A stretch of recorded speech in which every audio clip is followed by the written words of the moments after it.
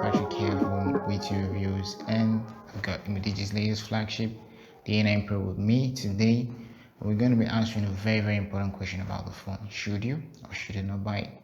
Well, without wasting too much of your time, let's get right into it. So we're going to start with what's good about the A9 Pro and move on to its other not so amazing parts much later in this video. And if we're going to talk about what's good, I think the best place to start is the price.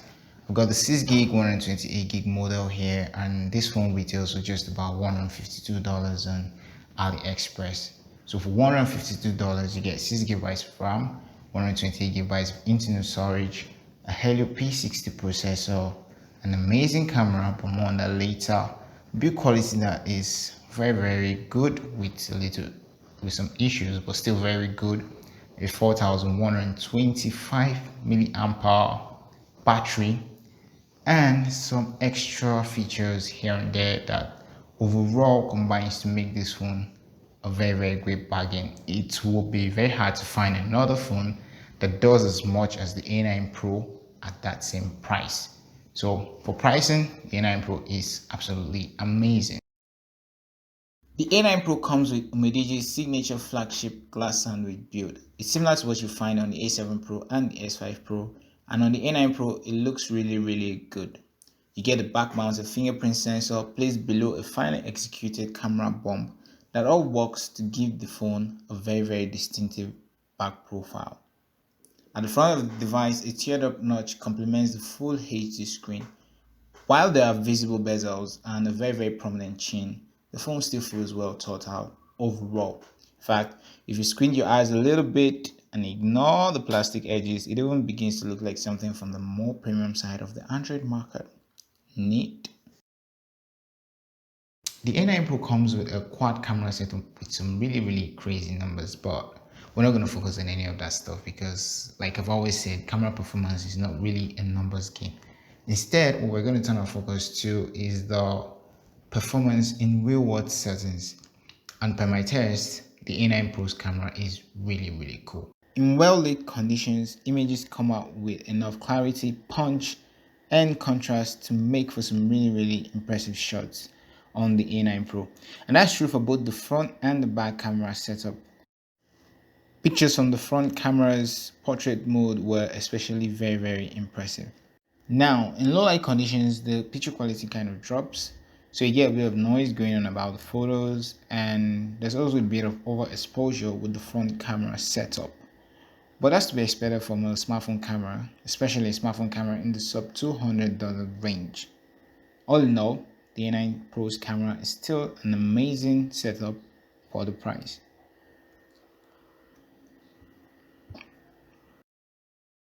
With its Helio P60 processor and 6GB of RAM, the A9 Pro packs a spec sheet to shoulder some gaming heavy lifting. But hey, how often does it happen that specs don't translate to real-world top-tier performance in the gaming department? Well, thankfully that's not the case with the A9 Pro. Running Asphalt, PUBG, Call of Duty, and even PES 2021 was a breeze on mid-performance settings. I did notice some stutter with PUBG when you tune it up to the higher performance settings, but that's to be expected. I also noticed this kind of stutter on other budget smartphones I had reviewed. Aside from the gaming smoothness, the graphics on the A9 Pro is actually very amazing.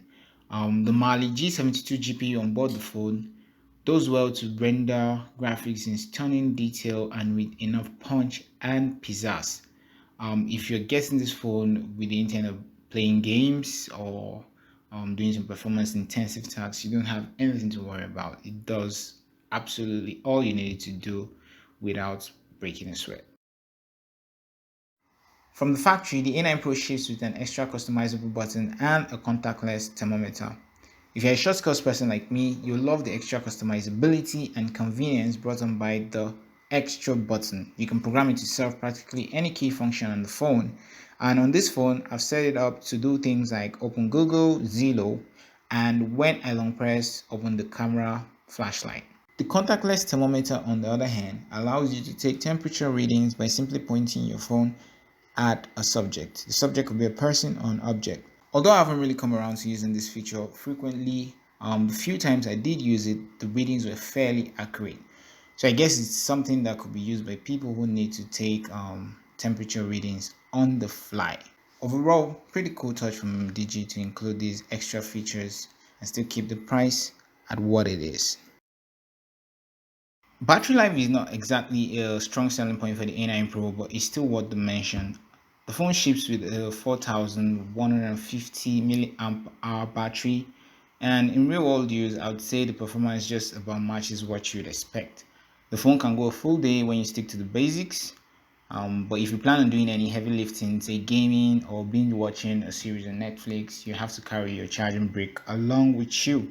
Which brings us to the other point as to why the battery department is not exactly a strong point for the A9 Pro.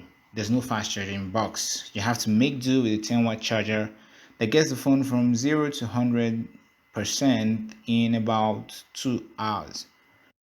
Not really bad, but a fast charger would have just made life way better. So with all the good bits out of the way, let's turn our focus to the other not so exciting parts of the A9 Pro, starting with the build quality.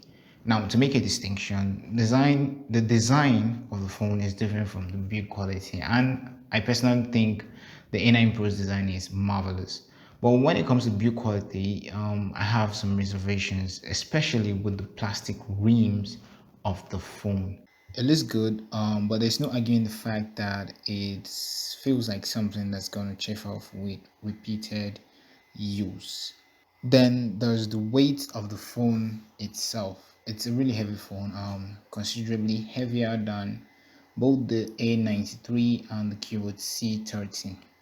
Although it's fair to note that both those other phones cost considerably more than the A9 Pro.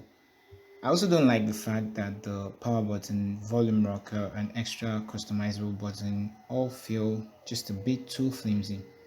This flaw, along with the other two I just talked about, make the A9 Pro feel a little bit less premium than it really should. So when it's all said and done, should you buy the A9 Pro? Well, that's a yes from me. There's a lot to like about the phone, and if we're being candid, very little to hate. The minor issues with the build quality is justified by the price, and the decision to not include a fast charger in box is pretty much standard practice for smartphones in this price range. What Umidigi has managed to do is create a phone that does all you expect from it and do it really well. You get an excellent camera, very good battery, performance that's top notch, and a design that is, in very simple terms, marvelous. All that and more for the price of just $152.